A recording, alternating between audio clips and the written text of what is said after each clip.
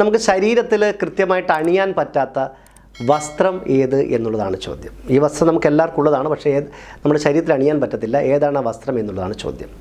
ഇപ്പം വിജയ് കണ്ടല്ലോ, correct answer അഡ്രസ്സാണ്. Dress എന്ന് പറഞ്ഞാൽ വസ്ത്രം അല്ലേ. അഡ്രസ്സ് എന്ന് പറഞ്ഞാൽ നമ്മുടെ വിലാസമാണ്, മേൽവിലാസമാണ്. അത് നമുക്ക് ശരീരത്തിൽ അണിയാൻ പറ്റത്തില്ല, പക്ഷേ എല്ലാവർക്കും ഈ അഡ്രസ്സ് ഉണ്ട് അല്ലേ.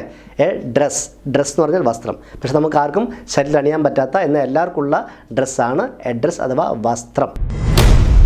ഒരാൾക്കും കൃത്യമായിട്ട് പറയാൻ പറ്റാത്ത ദേശം ഏത് എന്നുള്ളതാണ് ചോദ്യം. ഇപ്പം ഞാൻ കണ്ണൂർ ദേശക്കാരനാണ്, പ്രോഗ്രാം കാണുന്ന നിങ്ങൾ തിരുവനന്തപുരം ദേശക്കാരായിരിക്കും, കൊല്ലം ദേശക്കാരായിരിക്കും, തൃശ്ശൂർ ദേശക്കാരായിരിക്കും, എറണാകുളം ദേശക്കാരായിരിക്കും, മലപ്പുറം ദേശക്കാരായിരിക്കും, വയനാട് ദേശക്കാരായിരിക്കും, കോഴിക്കോട് ദേശക്കാരായിരിക്കും, അങ്ങനെ പല ദേശത്തുള്ള ആളായിരിക്കും. പക്ഷേ നമ്മൾ പോകുന്ന സമയത്ത് പറയും നമ്മൾ ഇന്ന ദേശത്ത് വരുന്നു, ഇന്ന സ്ഥലത്തേക്ക് പോകണമെന്ന് പറയും. പക്ഷേ എല്ലാവർക്കും അവരുടെ ദേശം പറയാൻ വേണ്ടി പറ്റും, പക്ഷേ കൃത്യമായി ഒരാൾക്കും പറയാൻ പറ്റാത്ത ദേശം ഏത് എന്നാണ് ചോദ്യം.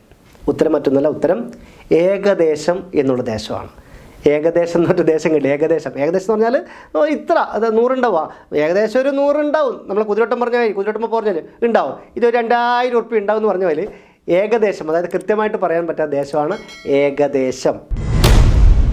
ഒരു മലയാള അക്ഷരം എത്ര തവണ ഇംഗ്ലീഷിൽ പറഞ്ഞാലാണ് ഒരു പാനീയമായിട്ട് മാറുന്നത്? നമ്മളെല്ലാ ദിവസവും ഒട്ടുമിക്ക ആൾക്കാരും രാവിലെയും ഉച്ചയ്ക്കും രാത്രിയൊക്കെ കഴിക്കുന്ന ഒരു സാധനമാണ്. വീട്ടിൽ നിന്ന് കഴിക്കുന്ന ആൾക്കാരുണ്ട്, കടയിൽ നിന്ന് കഴിക്കുന്ന ആൾക്കാരൊക്കെ ഉണ്ട്. അതായത് ഒരു മലയാള അക്ഷരം എത്ര തവണ ഇംഗ്ലീഷിൽ പറഞ്ഞാലാണ് ഒരു പാനീയത്തിൻ്റെ പേരായിട്ട് മാറുന്നത്? ഉത്തരം മറ്റല്ല, ക എന്നുള്ള അക്ഷരം ഇംഗ്ലീഷിൽ 10 തവണ പറഞ്ഞാൽ മതി. K1, K2, K3, K4, K5, K6, K7, K9, K9, K9, K10. K10 എന്ന് പറയുമ്പോൾ കട്ടൻ എന്ന് പറഞ്ഞാൽ നമ്മൾ പാലൊഴിക്കാതെ കഴിക്കുന്ന ഒരു പാനീയമാണ് കട്ടൻ അല്ലേ. രാവിലെ ഒരു സുലൈമാനി എന്നൊക്കെ പറഞ്ഞ മാതിരി ചില ആൾക്കാർ സുലൈമാനി കഴിച്ചുകൂടെ എന്നൊക്കെ പറയും. പുതിയ തരി എന്നറിയപ്പെടുന്ന വകുപ്പ് ഏതാണ്? നമ്മൾ ഒരു ഗവൺമെൻറ് ജോലിയിൽ ഓരോ ആൾക്കും ഓരോ വകുപ്പിലാണ് നമ്മൾ ജോലി ചെയ്യുന്നത് അല്ലേ. അപ്പോൾ പുതിയ തരി എന്നറിയപ്പെടുന്ന വകുപ്പ് ഏത് എന്നുള്ളതാണ് ചോദ്യം.